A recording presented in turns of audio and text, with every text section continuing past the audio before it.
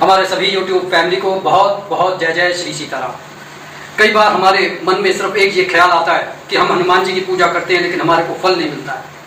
लेकिन आपको 101% मैं गारंटी दे सकता हूं कि जो लोग महाबली हनुमान जी की सच्चे हृदय से शुद्धता और पवित्रता के साथ पूजा करते हैं, नियमों का पालन करते हैं, उनको अपेक्षित परिणाम मिलते हैं। क्योंकि महाबली हनुमान जी स्वयं साधना करके उन्होंने अपने शरीर को वज्रांग बनाया है।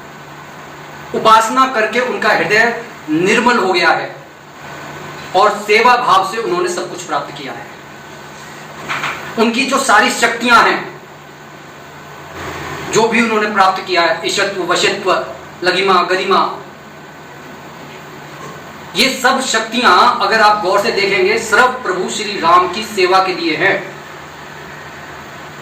महाबली होने के बाद भी उनके अंदर लेश मात्र भी अहंकार नहीं है। उन जैसा दासत्व भाव क्या हमारे अंदर है? हम महाबली हनुमान जी के दास बनकर नहीं, सेवक बनकर नहीं, हम ये समझते हैं कि हम उनके स्वामी हैं, हम जो पूजा करेंगे वो बस हमारा काम कर दें। बार बार ये बात हमें साधु और संत समझाते रहे हैं कि भगवान भावों के भूखे हैं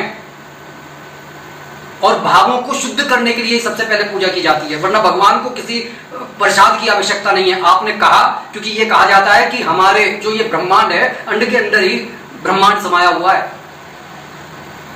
उस नाते हम भी ब्रह्मांड का जो हिस्सा है वो सब कुछ हमारे अंदर है। जिस यूनिवर्स की हम बात करते हैं कि हमने अपनी तरंगों को यूनिवर्स में भेजा, वो दरअसल हमारे अंदर ही घूम रही है। हम उन सब यूनिवर्स की तरंगों से कनेक्टेड हैं, बिल्कुल उस तरीके से जैसे किसी ऑफिस का एक कंप्यूटर, एक मास्टर कंप्यूटर होता है, बाकी सारे स्लेव कंप्यूटर होते हैं। आपने सुना होगा WWW के बारे में, लैन मैन वैन के बारे में। ये सब क्या है? जब आदमी की बनाई मशीनरी इतनी ताकतवर है तो आप सोचिए क्या हमारी जो कमांड अगर गलत होगी तो वो परिणाम हमारे को मिलेगा। हम महाबली हनुमान जी को प्रसन्न करने के लिए लाल कपड़े पहनते हैं, सिंदूर चढ़ाते हैं, नारियल चढ़ाते हैं, बीड़ा जो पान है वो चढ़ाते हैं, मीठा पान, गुड़ चने का भोग लगाते हैं, जलेबी का भोग लगाते हैं।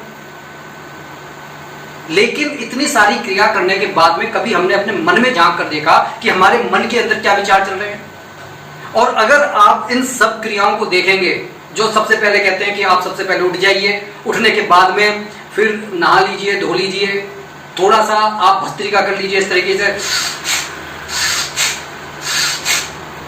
ज्यादातर वीडियो में ये बताने का कारण क्या है? ये कारण सिर्फ ये है कि जो आपकी ऊर्जा है, जो मूलाधार से लेकर सहस्त्रार तक जा रही है, ये ऊर्जा ही अगर ढंग से वर्क नहीं करेगी तो हमारा कार्य जो है हमें अपेक्षित परिणाम नहीं देगा। क्यों? क्योंकि ऊर्जा तो उलझी पड़ी है। आयुर्वेद हो चाहे कोई भी वेद हो, वो सबसे पहले ये कहते हैं अगर हमारे विचारों पर नियंत्रण नहीं है, अगर हमारे जीव पर नियंत्रण नहीं है, अगर हम लापरवाही करते हैं, बदपरहेजी करते हैं, तो कितनी भी अच्छी से अच्छी दवाइयां घोटकर पिला दी जाए वो कुछ देने वाली नहीं है। उसके बाद में हम हनुमान चालीसा के ऊपर प्रश्न चिन्ह लगाते हैं, जो इतना चमत्कारी ग्रंथ है। गोस्वामी तुलसीदास जी ने सिर्फ इसी रचना नहीं करी है हनुमान चालीसा की, बजरंग बाण रचा है, संकट मोचन रचा है, विभीषण जी का जो है वडवानर स्रोत इतना चमत्कारी है कि अगर व्यक्ति नहा धोकर इसका शुद्ध उच्चारण कर लेता है, संस्कृत में है, आप उसका हिंदी अनुवाद में भी पढ़ सकते हैं, आदमी के बारे नियारे हो जाएंगे। हमने तो चमत्कार घटते देखे हैं बिल्कुल निकटता के साथ। ऐसे देखे हैं जैसे कि कोई जान लेकर जा रहा है लेकिन किसी ने छुटा लिया है। लेकिन अब इसको प्रूव करने के लिए भाई हमारे पास वैसे मापदंड नहीं है। वो मापदंड आपके अंदर पैदा होंगे श्रद्धा से, भक्ति से, जब आप साधना करेंगे, क्योंकि बिना साधना के ये जीवन व्यर्थ है। इंसान को भगवान की याद भी तब आती है जब वो दुखों से घिरा होता है। और इसीलिए शायद ये कहा गया है, दुख में सुमिरन सब करे, सुख में करे न कोई, जो सुख में सुमिरन करे तो दुख काहे को हुए।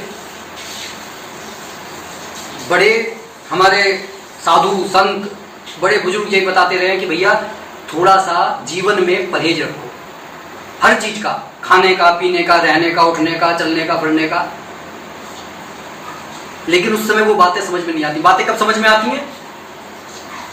जब व्यक्ति बीमार पड़ जाता है कि हाँ कुछ दिनों से याद रहेगा कि ठंडा पानी नहीं पीना, फ्रिज का पानी नहीं पीना, ये बाहर का सामान नहीं खाना, ये उल्टे सीधे चलचित्र नहीं देखने।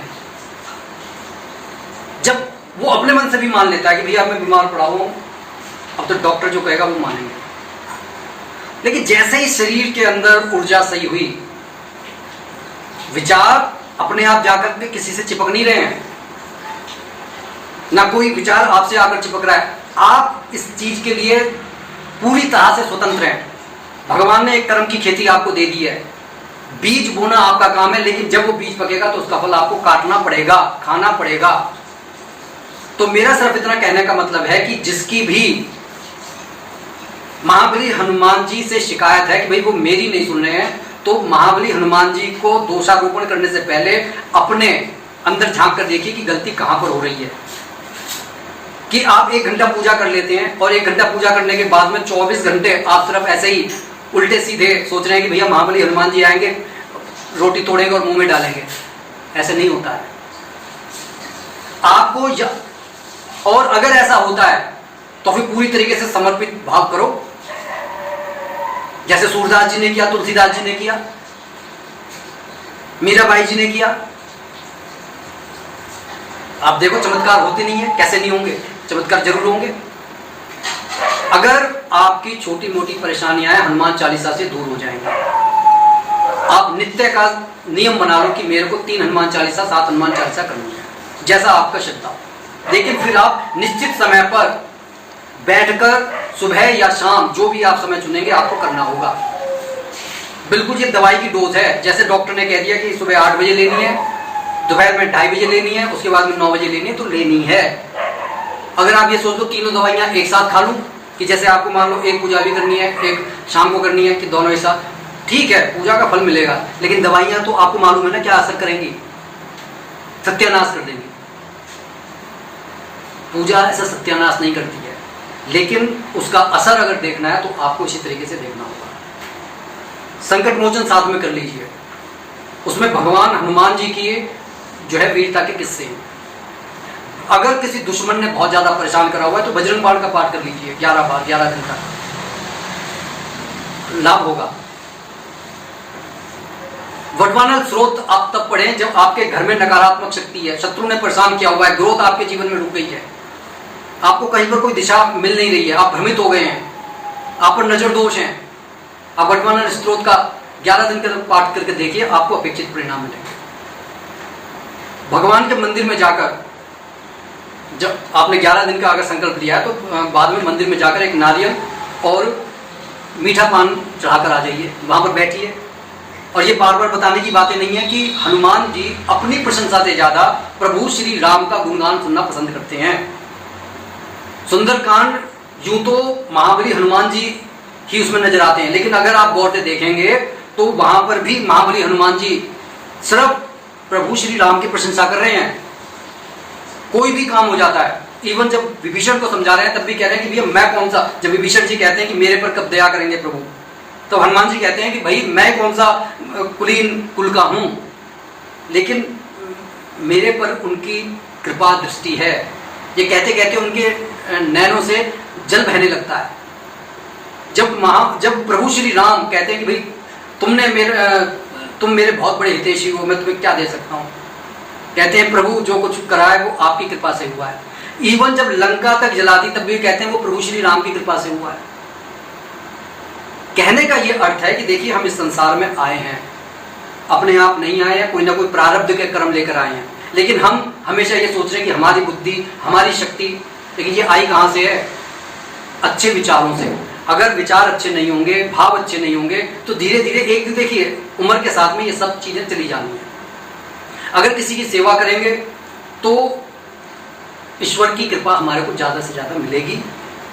किसी के अहित के लिए कोई पूजा ना करें, अपने आध्यात्मिक विकास के लिए पूजा करें, अपने संकटों को दूर करने के लिए पूजा करें, लेकिन पूजा इस तरीके से करें क्योंकि हम सभी उसी परमपिता परमात्मा की संतान है, ये सोचकर पूजा करें कि भैया ये जो जब सब उनकी संतान इसके अंदर हम भाई हुए तो किसी का अहित वो कैसे करेगा। लेकिन अगर हमारी गलती नहीं है तो निश्चित मानिए दंड उसको मिलेगा जो आपको परेशान कर रहा है। अब शनि की 7.5 से ढैया से लोग बाग डर जाते हैं, लेकिन डरने की जरूरत उन्हें है जिनका दिल साफ नहीं है, तो दूसरे के साथ अन्याय कर रहे हैं। हमें ये दिखाई देता है कि उसके पाप का घड़ा कब भरेगा। अरे पाप का घड़ा भरना ना भरना वो हमारे हाथ में नहीं है, ना हम देख सकते हैं, लेकिन उसे देखने वाला वो परमपिता बैठा हुआ है। और जिस दिन भर जाएगा आपको कहने की जरूरत नहीं है। पाप की हांडी भरती है, टूटती है, रावण की तरह से, कंस की तरह से, हिरण्यकश्यप की तरह से। तो विश्वास करके भगवान जी की पूजा करिए, दूसरों का जो है चंद्रावेषण ना कीजिए, अपने अंदर झांकिए, अपनी बुराइयों को दूर कीजिए। आपका सिर्फ अपने आप पर अधिकार है, दूसरा क्या बोल रहा है नहीं बोल रहा है वो सब भगवान पर छोड़ दीजिए। फिर आप देखिए कि किस तरीके से आपको शांति का एहसास होगा। शांति का एहसास कब होता है? जब हमारा मन रिलैक्स होगा, नेगेटिव विचारों की तरफ नहीं जाएगा, पॉजिटिविटी की तरफ जाएगा। और ये पॉजिटिविटी तब आती है हमारे मन में जब हम मतलब किसी की बुराई ना करें, किसी एब्यूसिव लैंग्वेज का इस्तेमाल ना करें, घर परिवार में एक अच्छा वातावरण बनाकर रखें, एक दूसरे से हिलमिल कर रहें, एक दूसरे के सुख दुख में हमें खड़ा रहना आता हो। क्योंकि परिवार भी वही है। परिवार का ये मतलब नहीं है कि 4 लोग इकट्ठे रह रहे हैं, पेइंग गेस्ट भी 4 लोग इकट्ठे रहते हैं, कोई सुख दुख का ख्याल नहीं होता है। लेकिन कई बार हम कह देते हैं कि भैया वो अजनबी है, वो परिवार की तरह रहते हैं, एक दूसरे के सुख दुख में खड़े हो जाते हैं। लेकिन हकीकत ये है, परिवार का ये अर्थ होता है। और हम अपने परिवार की सुरक्षा के लिए पूजा करते हैं, पाठ करते हैं। और भगवान कभी नहीं कहते कि आप धन को इकट्ठा मत कीजिए, धन को कमाइए, क्योंकि किसी के सामने हाथ फैलाना गलत है। लेकिन वो धन धर्म से कमाया गया हो, किसी का अहित करके ना कमाया गया हो। और इन चीज़ों से जब हम पूजा का सामान लेकर ईश्वर को समर्पित करते हैं तो वो थोड़ी सी पूजा बहुत असर करती है। अगर मंदिर में नहीं जा पा रहे किसी बाहर के, घर में बैठ कर कीजिए। हालांकि मैं बार बार कहता हूँ, देखिए मंदिर में जो हम जाकर पूजा करते हैं वो हमें ज़्यादा फल देती है, लेकिन ऐसा नहीं है कि आप घर में एक नियम बना लीजिए, घर में बैठकर आप पूजा कीजिए। इससे घर का वातावरण शुद्ध होगा, वाइब्रेशन शुद्ध होंगी। और जब वो वातावरण शुद्ध होगा और उस शुद्ध जैसे आपने पानी में छलांग मारी तो शीतलता मिली ना, तो उसी तरीके से ये तरंगे हमें दिखाई नहीं दे रही हैं, लेकिन ये निरंतर हमारे दिमाग को प्रभावित कर रही हैं। अगर वो नकारात्मक हैं तो वो हमें एक तरीके से तपिश दे रही हैं। हर वक्त हम किसी का बुरा सोच रहे हैं। कई बार आप देखिएगा, घर से बाहर कई बार निकल जाते हैं, बड़ा अच्छा लगता है, घर में अंदर आते हैं तो बुरा लग रहा है। इसका मतलब घर के अंदर कोई नेगेटिव एनर्जी है। लेकिन जहां पर पूजा हो रही होगी, जहां पर कपूर जलाया जा रहा होगा, जहां पर हवन किया जा रहा होगा, जहां पर सुबह शाम भगवान के नाम की आरती की जा रही होगी, वहां पर आप देखेंगे अगर नकारात्मकता भी है तो वो धीरे धीरे से सकारात्मकता में बन जाएगी। इसलिए फिर अंत में सिर्फ मैं इतना कह रहा हूं कि महाबली हनुमान जी की पूजा पर शक ना करें। हनुमान जी को मंगलवार और शनिवार को तुलसा जी के पत्ते पर राम नाम लिखकर उनको अर्पित कीजिए। माला बना सकते हैं, माला चढ़ाइए, शहद से राम नाम लिख दें उस पर, या लाल पेन से राम लिखकर उनको अर्पित कीजिए, उन्हें बड़ा अच्छा लगता है। ठीक है। और इसी के साथ मैं अपनी वाणी को विराम दे रहा हूँ। ये सिर्फ एक इसलिए ये वीडियो बनाई है कि ताकि आपको ये एहसास हो कि महाबली हनुमान जी की पूजा कभी व्यर्थ नहीं जाती है, लेकिन कुछ ना कुछ हमारे मन में अशुद्धि रह जाती है। क्योंकि देखिए वाइब्रेशंस को आपको हर वक्त यहाँ पर रखना होगा। ये वाइब्रेशंस जब नीचे जाएंगी और आप बुरा सोचेंगे तो देखिए पूजा में फर्क आएगा। हमारे जो मूलाधार चक्र हैं, स्वादिष्ठान चक्र हैं, अनाहत चक्र हैं, जब आप देखिए आपको धन की इच्छा नहीं है, पुत्र की इच्छा नहीं है, खाने पीने की इच्छा नहीं है, ये तो तीनों चक्र ऐसे ही एक्टिवेट हो जाते हैं। उसके बाद में जब आप धीरे धीरे से ऊपर चलेंगे, मणिपुर चक्र आप पे, ये विशुद्धि चक्र, आज्ञा चक्र, सहस्त्रार चक्र, आपको ये एहसास होगा। देखिए साधु संत कह रहे हैं कि आज्ञा चक्र से आप शुरुआत कीजिए, लेकिन फिर भी आपको एनर्जी मूलाधार चक्र से खींचनी होगी। जो आम जनमानस है, उन साधु संतों की बात ही निराली, वो तो सीधा सहस्त्रार में चले जाएंगे और सहस्त्रार से ऊपर फिर सीधा यूनिवर्स में। लेकिन एक आम जनमानस को नीचे के केंद्रों से भी शक्ति को लेना होता है। तो आप इस ओवरऑल प्रोटोकॉल को फॉलो कीजिए, आपको अपेक्षित परिणाम मिलेंगे। इसी के साथ मैं अपनी वाणी को विराम दे रहा हूं। और आप सभी नए भाई बंधुओं से जो इस चैनल पर नए हैं, कृपया चैनल को सब्सक्राइब करके हमें मोटिवेट करें और कमेंट बॉक्स में एक छोटा सा इष्ट देव का नाम अवश्य लिखें। इसी के साथ मैं अपनी वाणी को विराम दे रहा हूँ। बोलिए जय जय श्री सीताराम।